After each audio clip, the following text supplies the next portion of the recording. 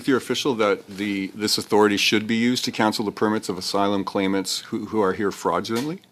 What if the future of immigration in Canada isn't being decided quietly, but right in front of us, inside a committee room that most people never watch? If you're a Canadian worried about housing, healthcare, or jobs, if you're a temporary worker wondering how secure your status really is, or if you're an asylum claimant waiting in a system that already feels overwhelmed, this debate matters to you. Because MPs are now questioning a law that could allow the government to cancel immigration applications on a massive scale. Not one file, not one person, but entire groups at once. The minister says it's not meant to target people in need of protection. But then why create this power at all? Who decides when it's used? Who's protected? And who could suddenly be affected? And the most important question, is this about stopping fraud or fixing a system that's already under pressure? Let's break down what was really said and why it could change everything. For being here. But I just want to pick up on something you said to MP Sohi. You were talking about the temporary population, and did I hear you say that it's going to be 2029 before we see 5% of the population?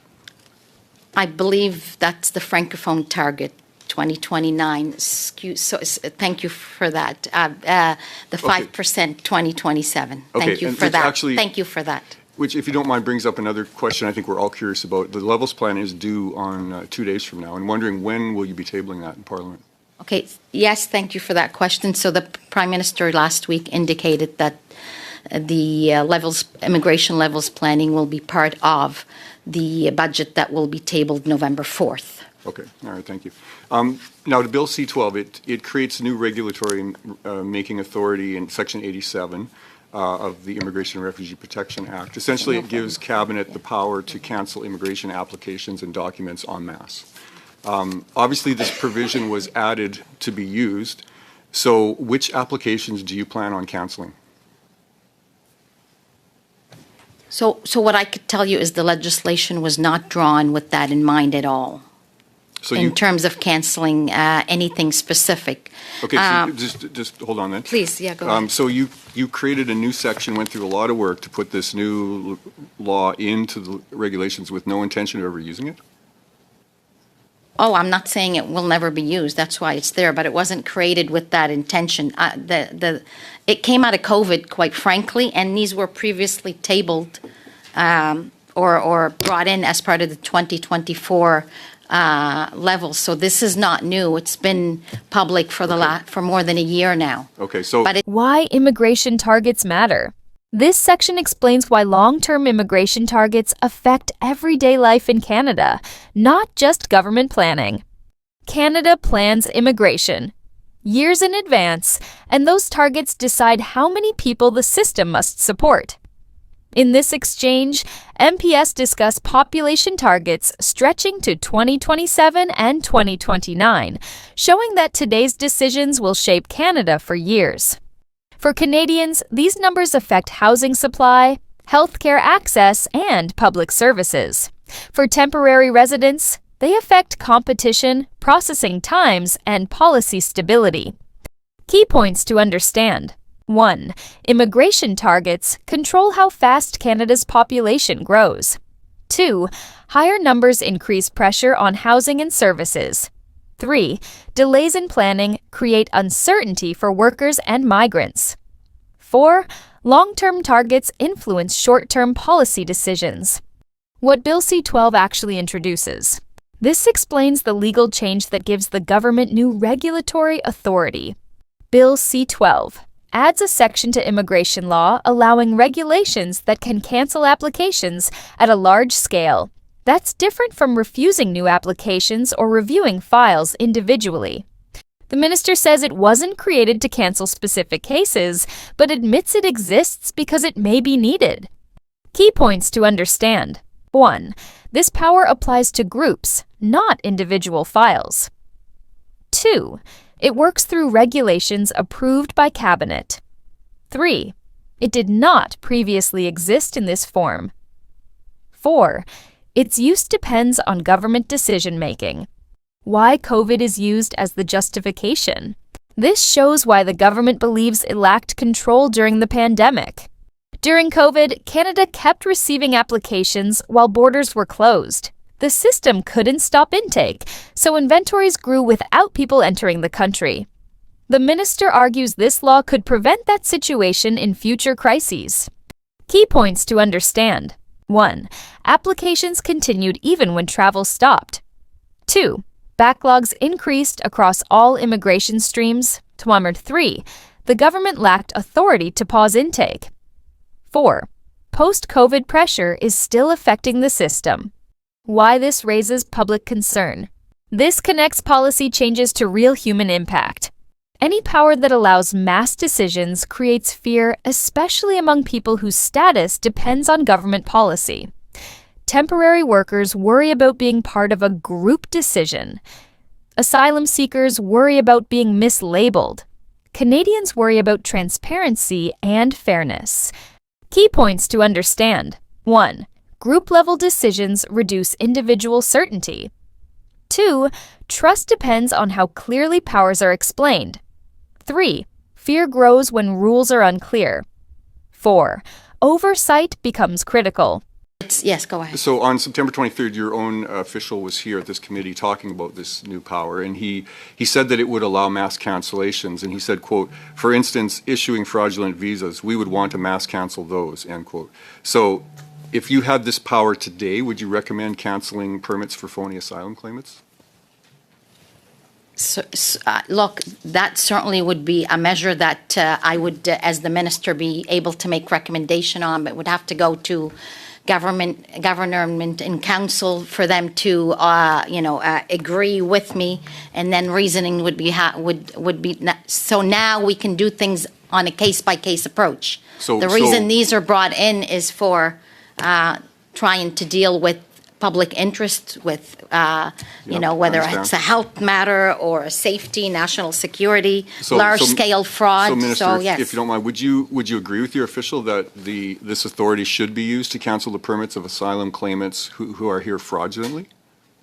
Again, part of these would be used for large-scale fraud purposes.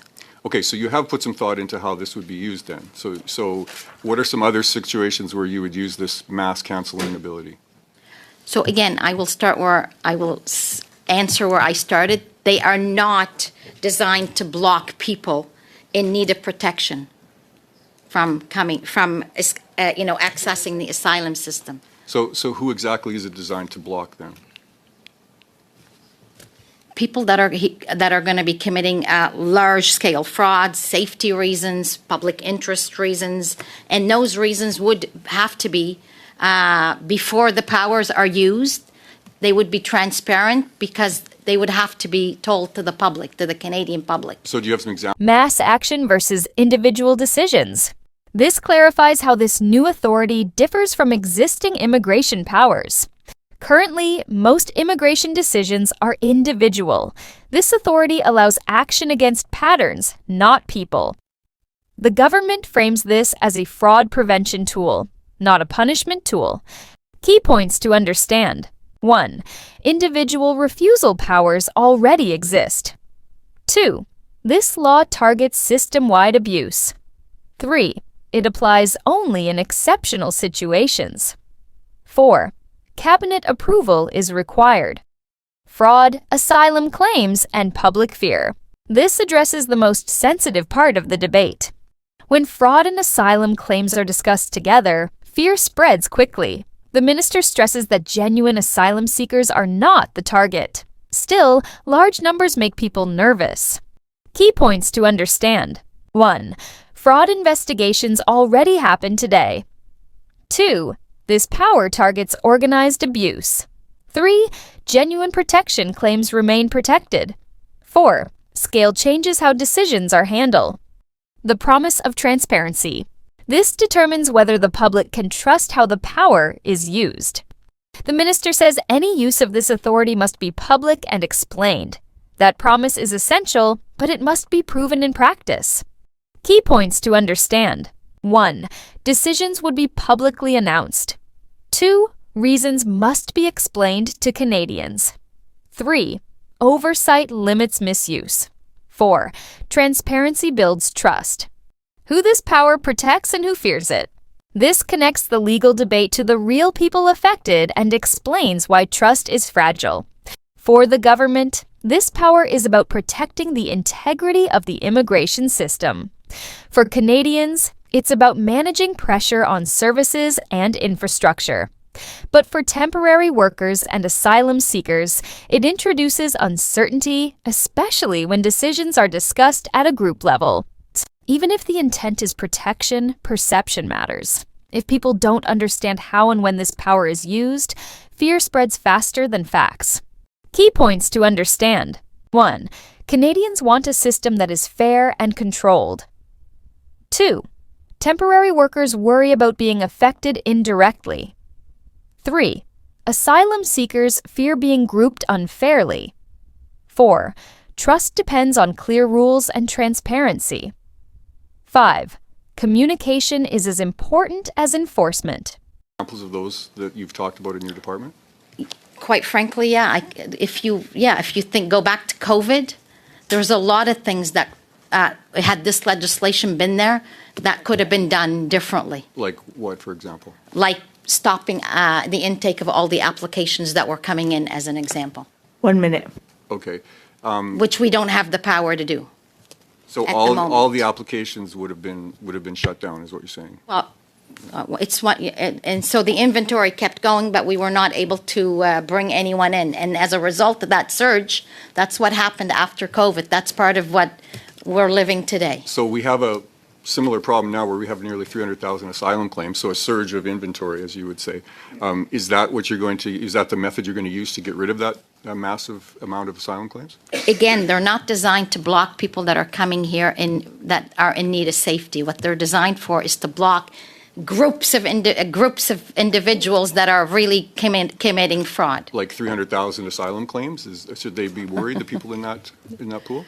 So they're not going to give the government any new powers to cancel asylum claims or affect an individual's status. So pardon me, but this doesn't actually give you any new powers? Is that what you're saying, this section of the law? Gives Why government is it there? powers, but not on an individual one-on-one basis, because that power already exists. So why is this- why is It's this for important? large Thank you, Mr. Redekop. Thank you, applications. Minister Diab.